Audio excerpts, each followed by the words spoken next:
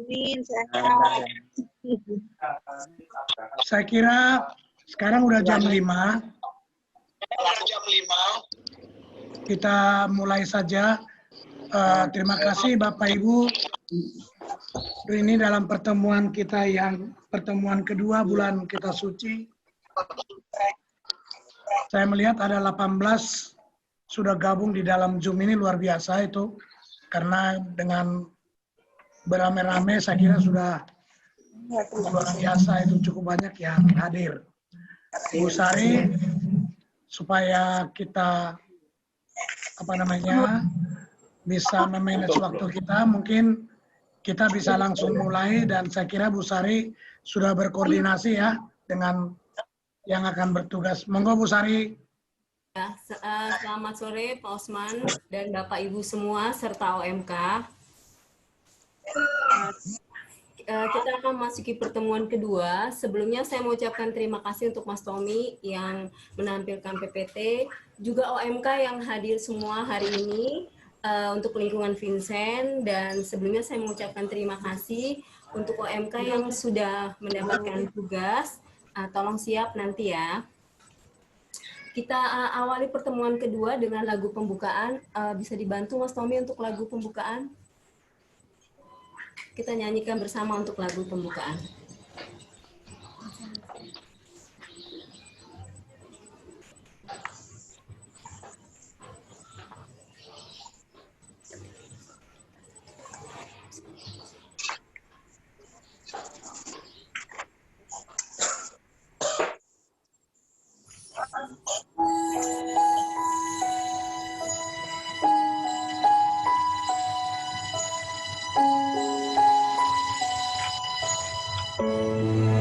Halaman 44 ya, Pak.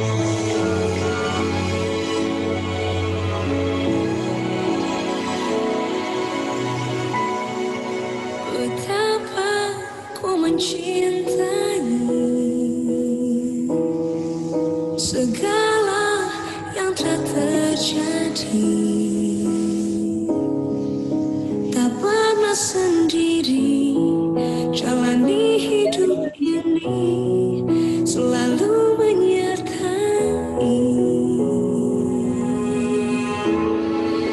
Betapa ku menyadari di dalam hidupku ini, kau selalu memberi rancangan terbaik oleh karena kasih. Bapa, sentuh hatiku, ubah hidupku menjadi yang baru, bagai emas yang murni. Kau membentuk bejana hatiku. Bapa, ajarku mengerti sebuah kasih yang selalu memberi, bagai air mengalir yang tiada pernah berhenti.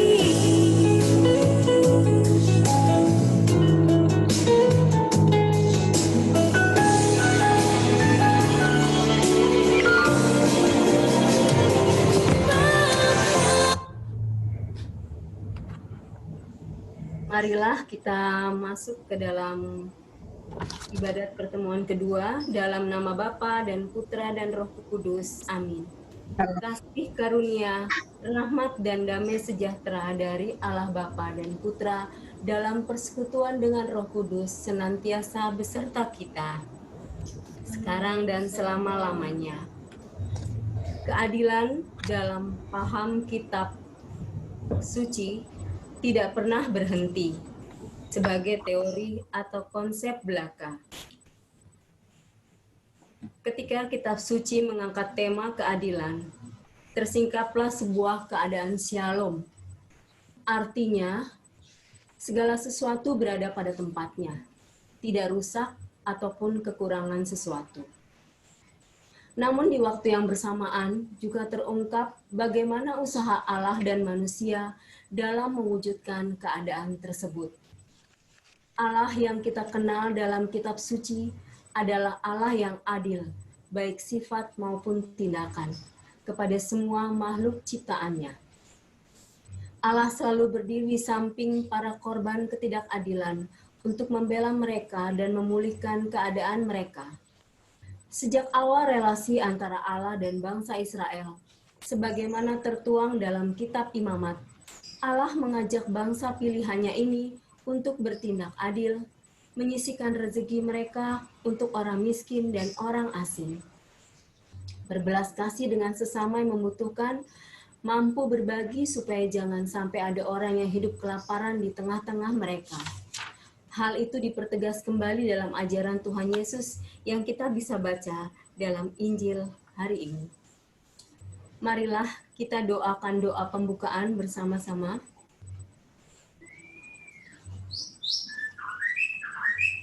Ya Allah, Bapa yang Maha Adil, kami bersyukur atas kasih-Mu.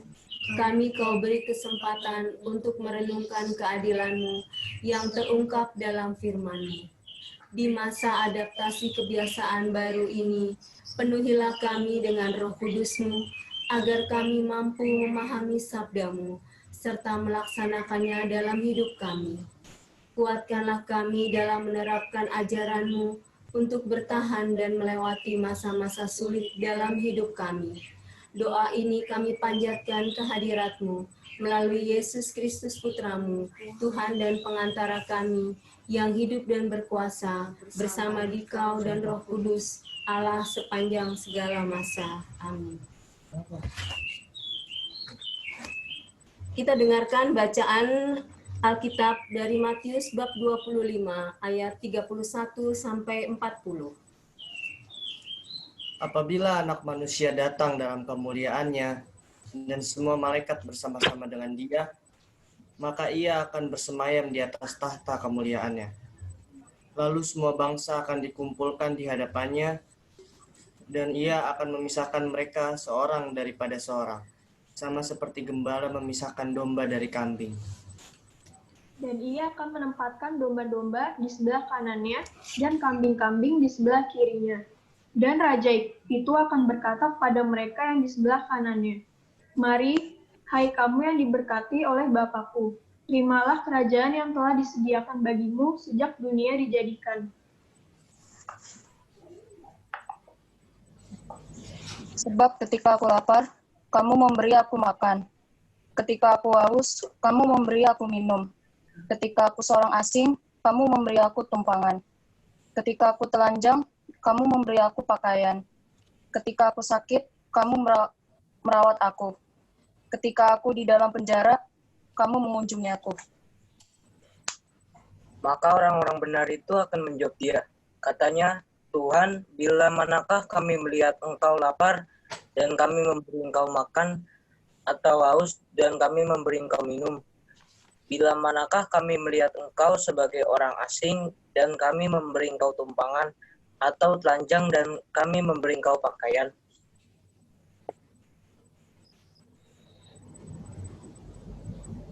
Bila manakah kami melihat Engkau sakit atau dalam penjara dan kami mengunjungi Engkau?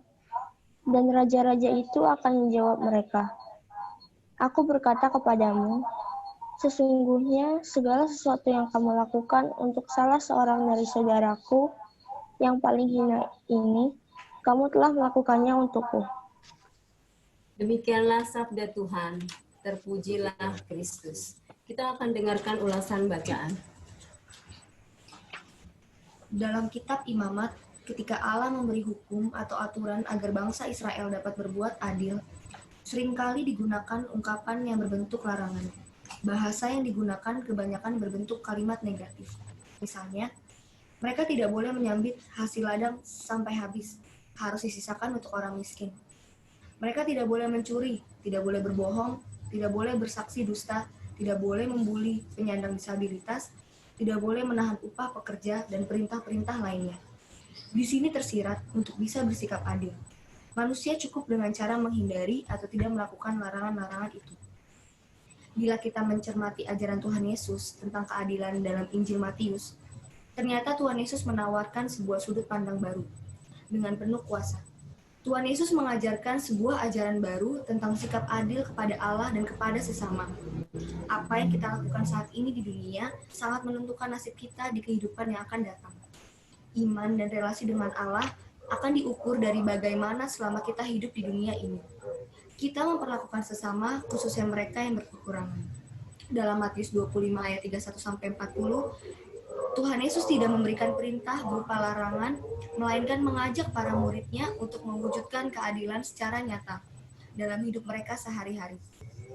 Tuhan Yesus ingin kita secara aktif menerapkan kasih kepada sesama sehingga terciptalah keadilan di tengah dunia. Allah yang ditampilkan dalam pengajaran Yesus adalah Allah yang mempersonifikasikan dirinya, menampilkan dirinya sebagai manusia yang membutuhkan pertolongan dari manusia yang lain. Allah hadir dalam diri orang lapar, haus, orang asing, telanjang, sakit, dan dalam penjara. Dengan tegas, Tuhan Yesus menghilangkan garis pembatasan antara iman kepada Allah dengan tindakan nyata kepada sesama yang menderita.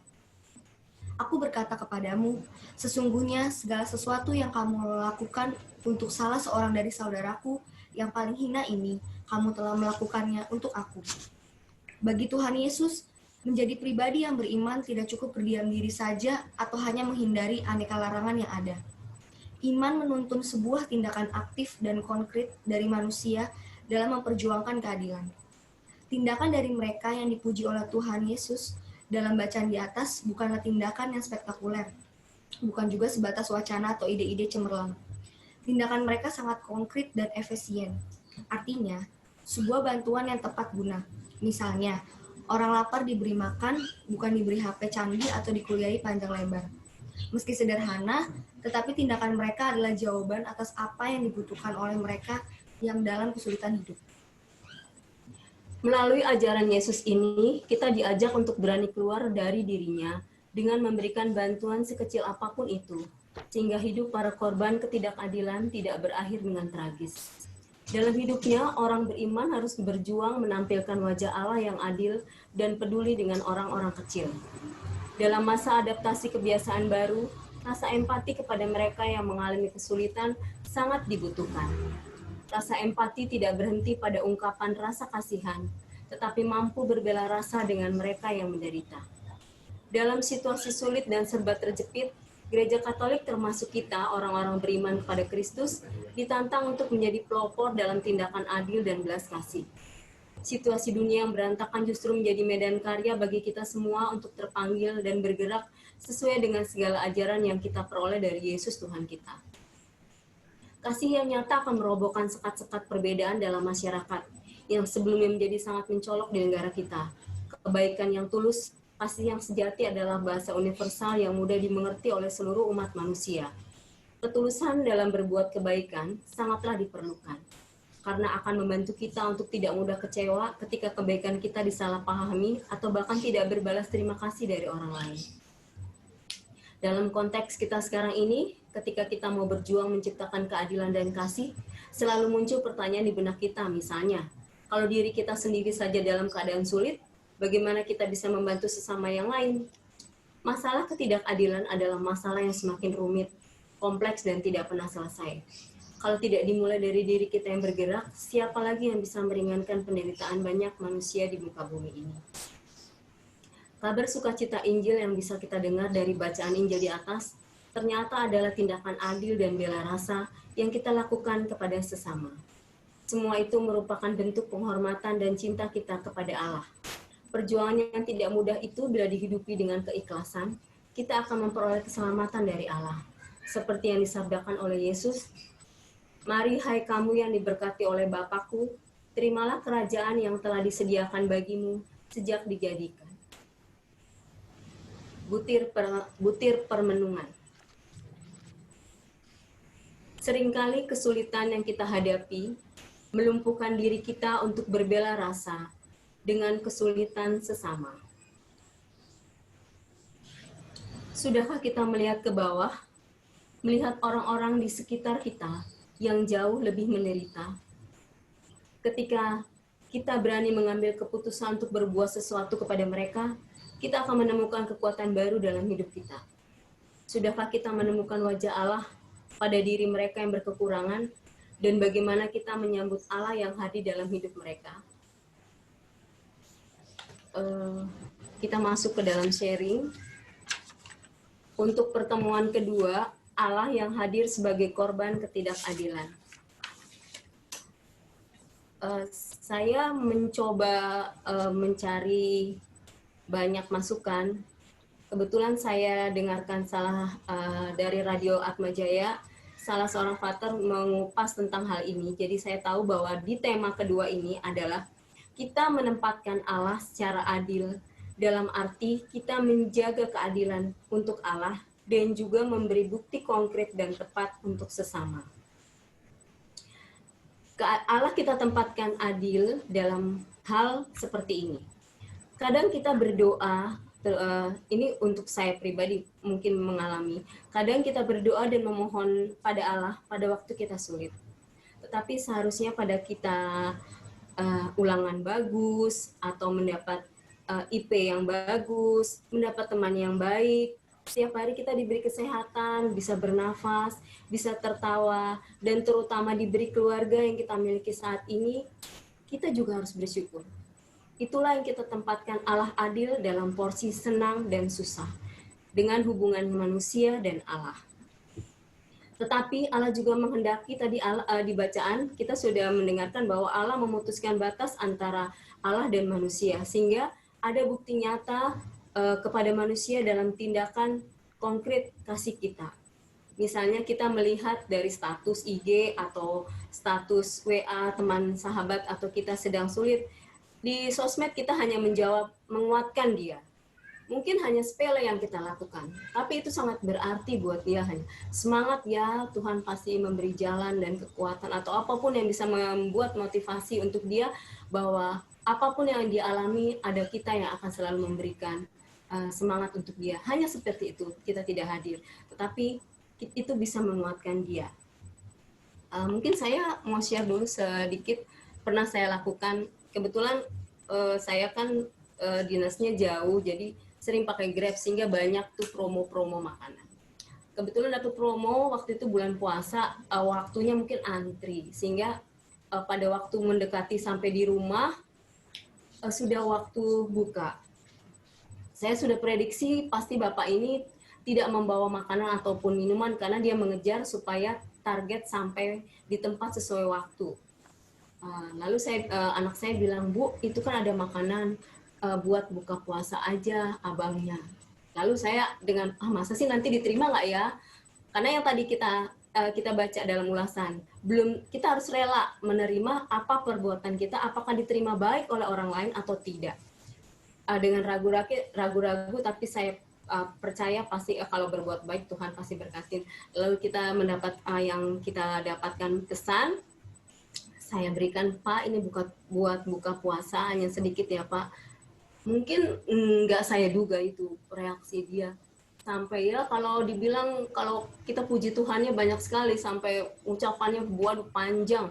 Bahkan sampai saya masuk, si Gias masih bilang, Ibu, Bapak itu masih di depan pintu dan masih berdoa.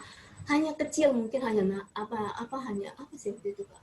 Oh ya, hanya lontong, tahu isi, dan aqua. Itu aja yang bisa kami berikan karena udah sore kan.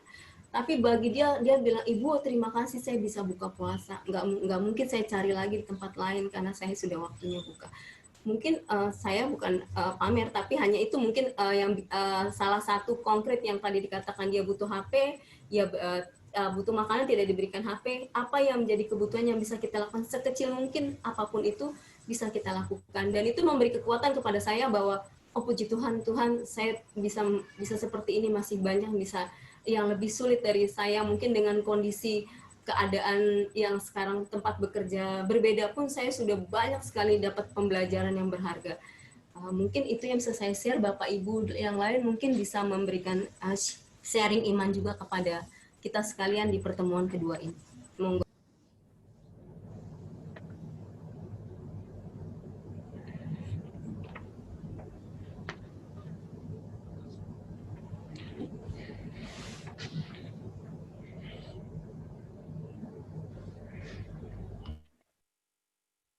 share?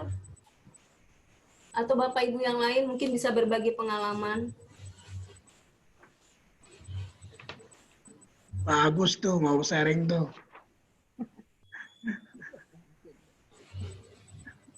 Pak Agus mau sharing.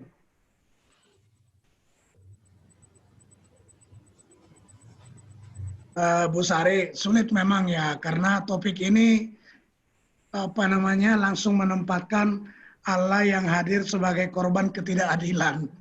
Jadi apalagi kita orang Katolik ya kan sangat low profile ya, tidak pernah menonjolkan diri dan selalu berbicara dalam kerendahan hati, sehingga tidak pernah menghitung perbuatan baik yang pernah kita lakukan sendiri. Saya kira itu karakter khusus umat kita, umat Katolik.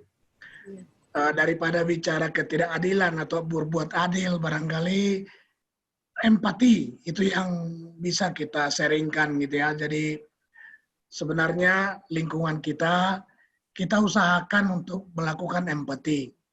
Berempati dengan siapa yang bisa kita dengan warga kita, dengan lingkungan kita. Saya kira lingkungan Vincent dalam setiap event-event besar gereja, Natal, Paskah, kita selalu menunjukkan empati kepada warga atau siapapun yang kita anggap layak untuk mendapat perhatian kita. Itu saya kira bukanlah suatu upaya menciptakan keadilan, tetapi menunjukkan rasa bela rasa. Pengalaman sederhana bentuk empati sebenarnya. Ini kita di depan rumah ini lagi selesai membuat itu karena dampak dari pertobatan ekologis itu kan kita mulai bertanam-tanam tuh, depan saya rapikan. Jadi setiap pagi itu ada tukang, si ibu itu selalu menyiapkan teh, kopi, sama makanan ringan, kecil sekali. Jadi ternyata itu luar biasa apresiasi dari mereka.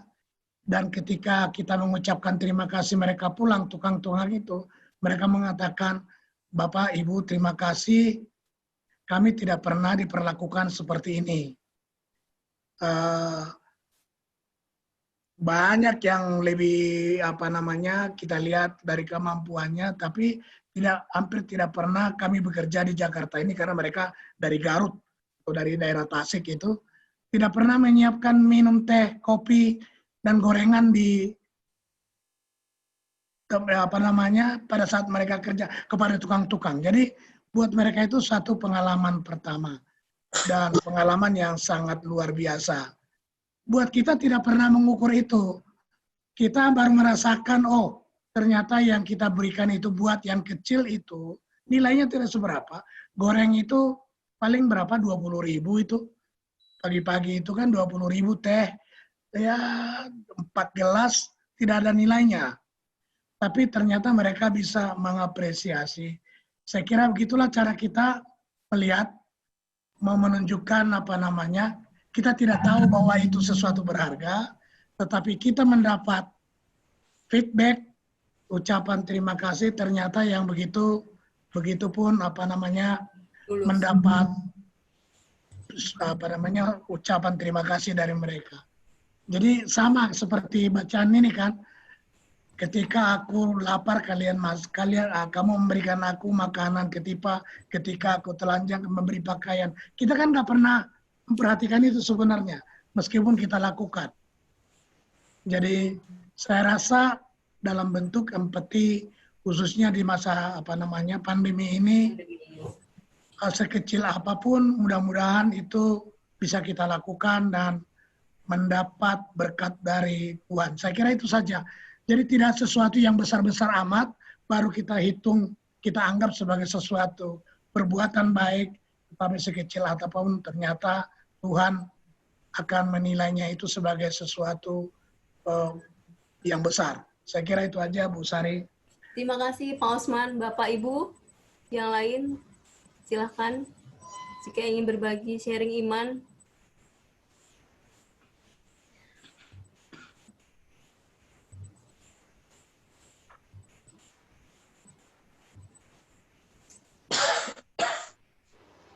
Pasto?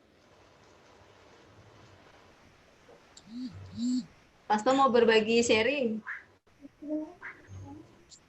Tadi kan udah minum jamu soalnya. Atau lagi pusing besok PSBB total. Atau malah senang. Baik. Gimana Pasto mau share? Mau sharing Iman? Pas. Oh pas, baik. Jika begitu saya lanjutkan sedikit. Ada Mbak Anya mau bicara sedikit di dalam sharing ini, bukan sharing, hanya ada sesuatu yang disampaikan. Monggo Mbak Anya, silahkan.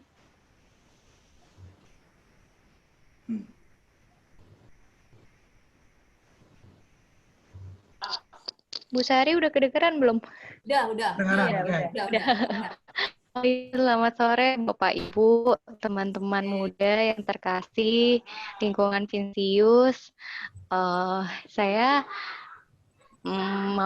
mau pamit dari lingkungan Bintara Jaya karena posisinya sekarang sudah ada di Tambun, Bekasi Selatan.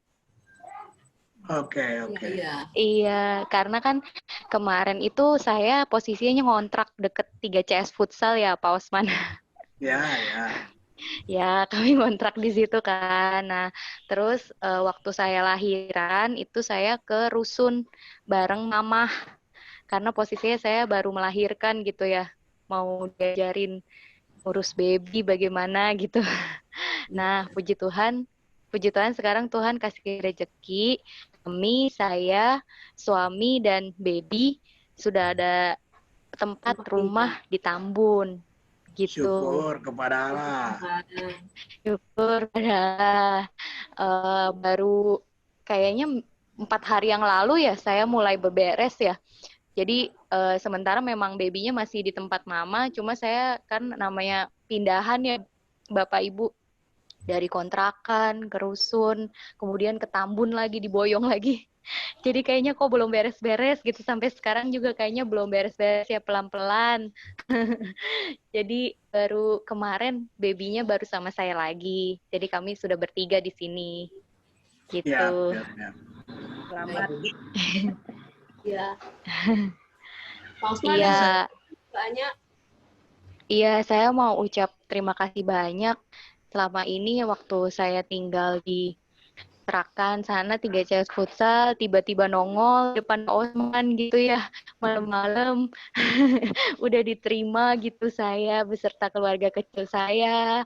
Kemudian yang saya nggak bisa lupa, saya rasa ini bersangkutan dengan sharing yang Bu Sari itu ya, apa yang kita kasih tuh nggak melulu berupa uang besar kayak gitu, tapi yang saya nggak bisa lupa sih waktu Mitoni saya 7 bulanan itu keluarganya Bu Agus menyediakan tempat karena nggak memungkinkan gitu di kontrakan saya yang begitu kecil gitu kan, terus juga belum memungkinkan juga di Rusun karena repot atau gimana lah, banyak pertimbangan.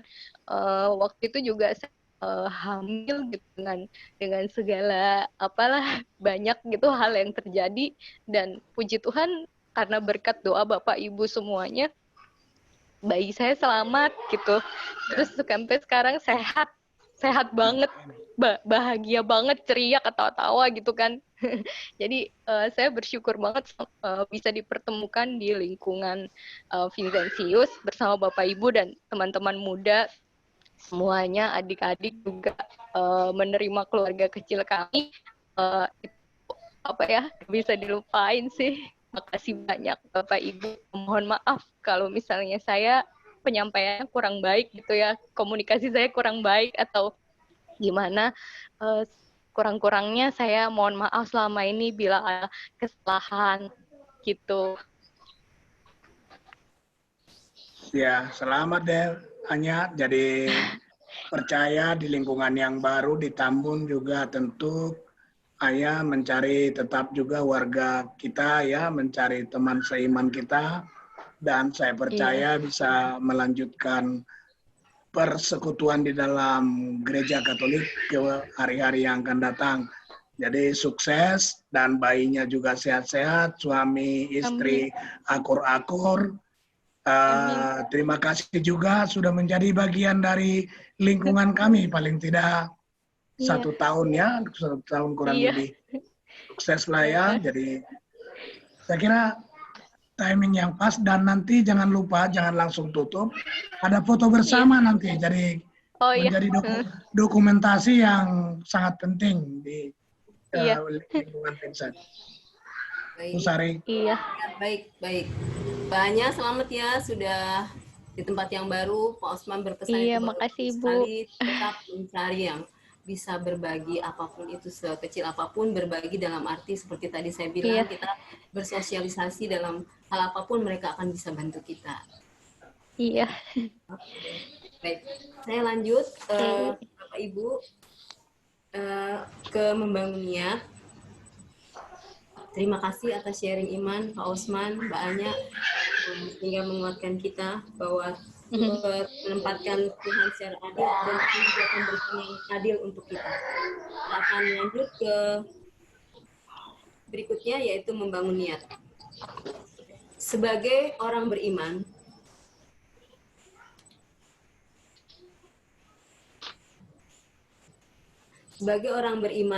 yang dipanggil untuk berjuang, mewujudkan keadilan dan kasih, kita diajak untuk memikirkan dan mewujudkan tindakan-tindakan konkret dan efisien untuk membantu sesama kita di masa adaptasi kebiasaan baru ini. Kita lanjutkan dengan doa umat.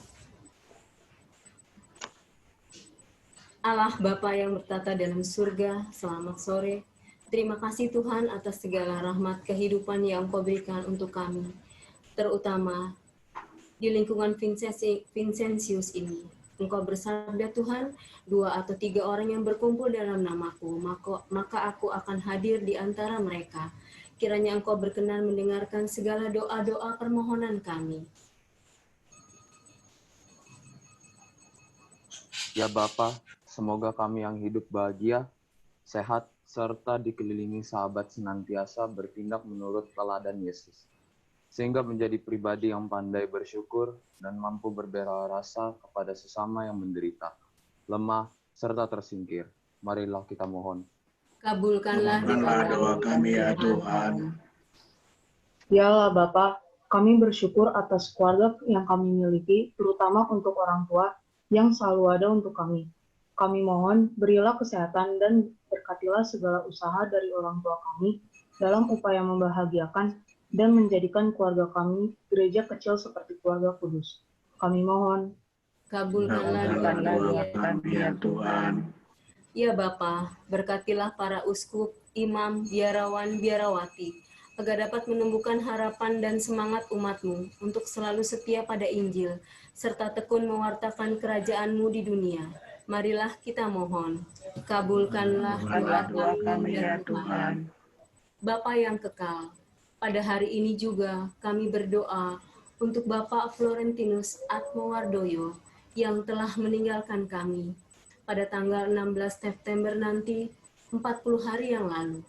Bapa, curahkanlah belas kasih-Mu kepada beliau.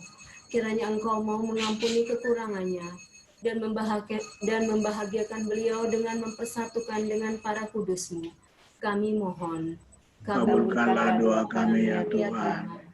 Jika ingin doa spontan, Bapak Ibu silakan.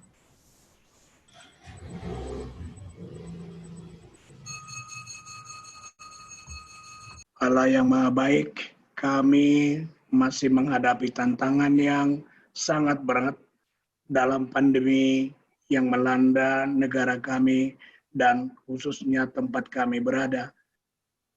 Jagailah kami ya Tuhan, seluruh warga Vincent ini. Jagai kami dan jauhkan kami dari mara bahaya pandemi ini. Kami mohon. Kabulkanlah doa kami.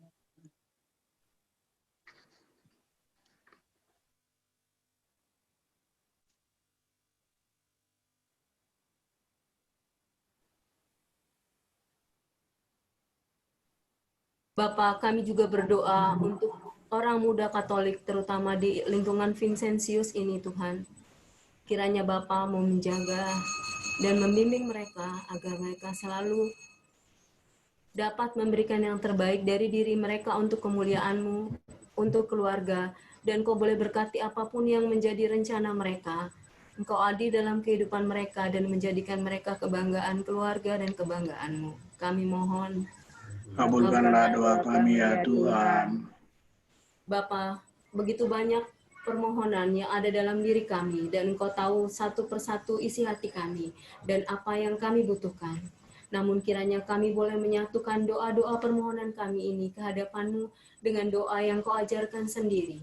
Bapa kami yang ada di surga, dimuliakanlah namamu, datanglah kerajaan-Mu, jadilah kehendak-Mu di atas bumi seperti di dalam surga. Berilah kami rezeki pada hari dan ini, ampunilah kesalahan kami, seperti kami yang bersalah kepada kami. Dan janganlah masukkan kami ke dalam percobaan, tetapi bebaskanlah kami dari yang jahat. Kita masuk ke doa penutup. Kita doakan doa penutup bersama-sama. Ya Bapa, semoga kami yang hidup bahagia penyertaan-Mu sepanjang pertemuan kami ini. Sabda-Mu dalam kitab suci yang kami dengar dan kami renungkan hari ini membantu kami untuk menemukan makna dan tujuan hidup kami di dunia ini. Biarlah sabda-Mu selalu menjadi kekuatan bagi kami untuk mewujudkan keadilan di muka bumi ini. Doa ini kami mohonkan kepadamu dengan perantaraan Yesus Kristus Putra-Mu dan Tuhan kami. Amin. Kita masuk berkat dan pengutusan. Marilah kita memohon berkat Tuhan. Tuhan beserta kita, sekarang dan selama-lamanya. Semoga kita sekalian dilimpahi berkat oleh Allah yang Maha Kuasa, dalam nama Bapa dan Putra dan Roh Kudus. Amin. Amin. Pertemuan kedua sudah selesai. Syukur kepada Allah. Kita akan tutup dengan lagu penutup, dan kita akan lihat di dalam lagu penutup motivasi-motivasi begitu Allah mencintai kita.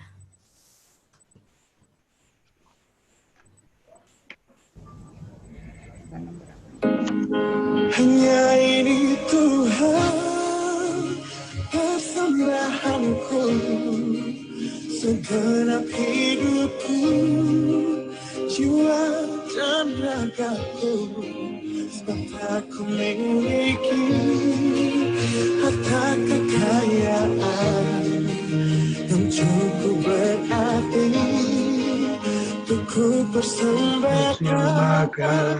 Hanya ini Tuhan permohonanku, terimalah Tuhan persembahanku, pakailah hidupku sebagai alat-Mu seumur hidupku.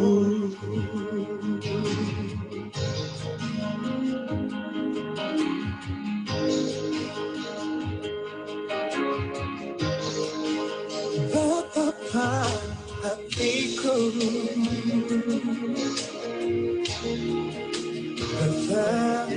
berharap Yesus, Kau mengasihiku, Kau memilikiku.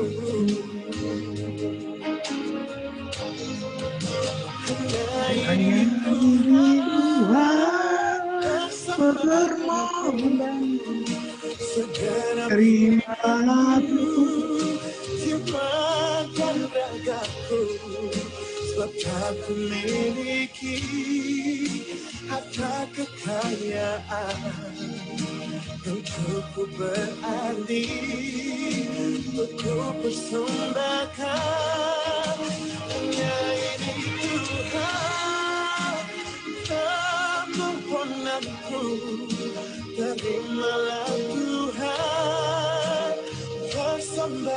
hidupku, pakailah hidupku sebagai alatmu seumur hidupku.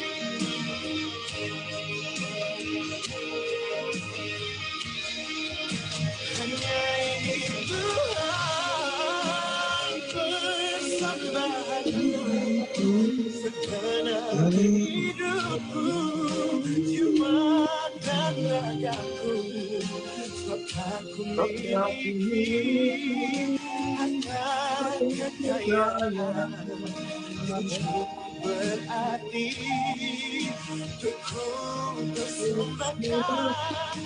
Hanya ingin Tuhan memohonmu, terimalah persembahanku, pakailah hidupku sebagai alatmu seumur hidupku. Pakailah hidupku sebagai alatmu seumur hidupku.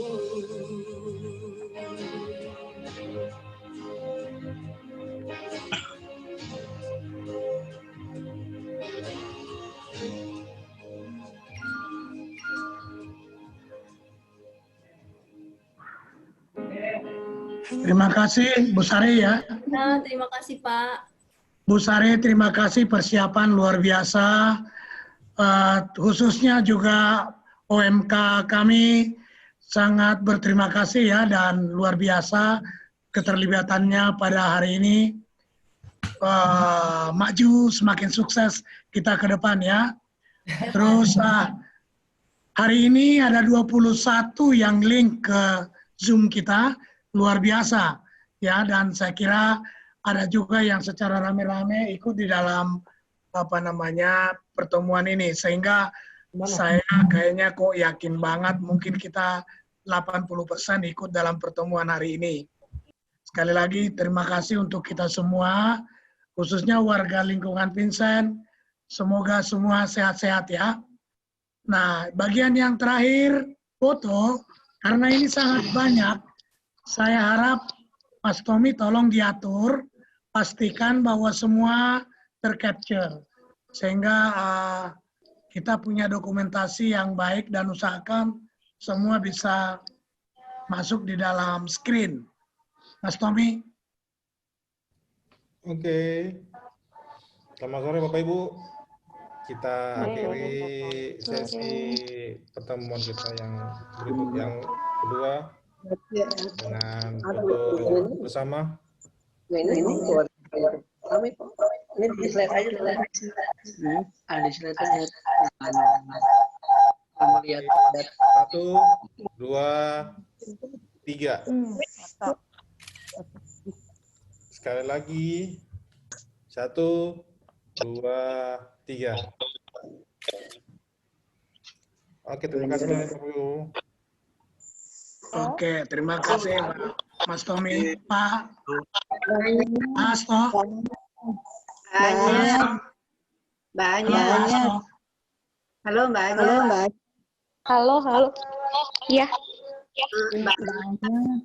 Kok salah ya kameranya? Bentar. Halo. Ya, halo. Mbaknya seandainya kan sudah pindah ke sana, tapi mungkin di sana kan belum masuk lingkungan, mungkin ikut ini BKSM di sini juga. Mungkin izin Pak Usman boleh kali ya. Iya, baru mau aku bilang boleh nggak masih ikut lagi.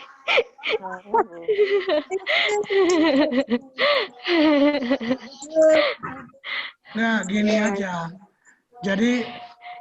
Jadi bukan urusan boleh nggak boleh. Jadi kalau kita juga mau tertib administrasi. Tapi kita juga nggak mau kalau mbaknya itu jadi tidak ada di mana-mana. Lebih baik ada di mana-mana daripada tidak ada di mana-mana. Jadi secepatnya diurus, cari lingkungannya, dan kalau sudah ketemu lingkungannya, segera informasikan ke kita gitu ya. Jadi administratif itu kan di seluruh dunia Gereja Katolik itu terkenal itu administrasinya terbaik di seluruh institusi di seluruh dunia. Ya, jadi kita harus menjalankan. Jadi boleh, tapi segera diusahakan dapat dan mungkin ya jangan lama-lama begitu. Ya. Sampai akhir bulan lah, Iya, Pak.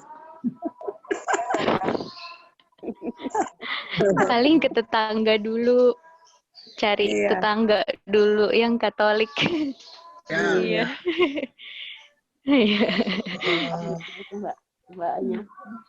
Pak Hasto, Makasih, Pak Hasto Pak. masih ada? Ya, makasih. Pak Hasto masih ada? Masih. Pertemuan berikut ketika pertemuan ketiga ini apa namanya, standarnya harus meningkat nih Pak. Ya kan, yang pertama kita meraba-raba mencari-cari, yang kedua luar biasa ini, yang ketiga mudah-mudahan bisa lebih luar biasa lagi.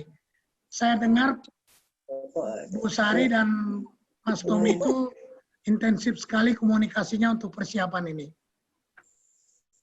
Jadi untuk persiapan yang ketiga supaya disiapkan dengan baik juga gitu Pak Hasto. Oke. Terima kasih masukannya, Pak Ketua. Siap. Ada informasi yang mau di-share di... Oh, oke. Jadi saya bisa dalam konteks hari ini sebenarnya kan keadilan itu atau berbela rasa itu. Di lingkungan kita, informasi ke kita coba, kita sangat bersyukur dapat dukungan dari Santa Ana. Kita coba menyalurkan seberapapun nilainya, mungkin tidak seberapa, tetapi sebagai bentuk berbela rasa kita terkait dengan COVID. Dan saya kira juga komitmen gereja kita, paroki kita, bahwa hari ini sudah berjalan sebenarnya bantuan sampai tahap yang keempat ya Pak Agus ya, Mas Tono. Jadi kalau saya lihat di di wilayah kita selalu ikut dari pertama, kedua, ketiga, dan keempat itu kita berpartisipasi. Karena berpartisipasi dalam program itu sebenarnya kita bukan hanya mau menjalankan untuk kita, tetapi kita justru mendukung program dari paroki Santa Ana. Jadi mudah-mudahan itu punya makna sekecil apapun buat warga kita yang ikut atau mendapat bantuan dalam konteks pandemi ini. Saya kira itu aja informasi dari Ketua Lingkup. Pak Agus, mau tambahkan? Informasi yang kemarin Pak, yang distribusi bansos sudah kami serahkan semuanya dan saya laporkan kepada Bapak semuanya. Dan ada ucapan terima kasih pada 4 keluarga kemarin, kepada Pak Usman terutama yang sudah susah payah memberikan bansos kepada mereka. Tuh. Paroki itu dari PSG, bukan dari Pak Osman. Pak Osman hanya berani mendaftarkan ya Bu. Ya, Bu Agus, ya. kan melalui ketua lingkungan, ya, PSE.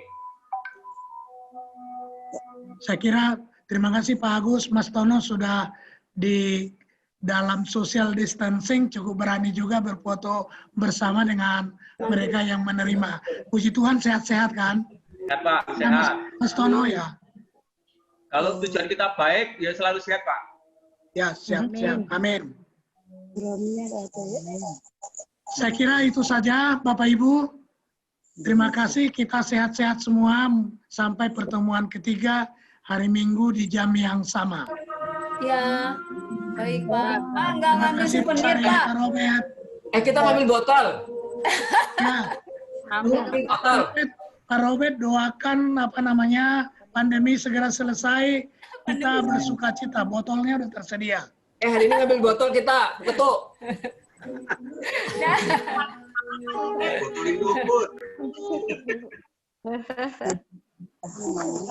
Mbak Ulan. Dah. Dadah. Semua. Dah.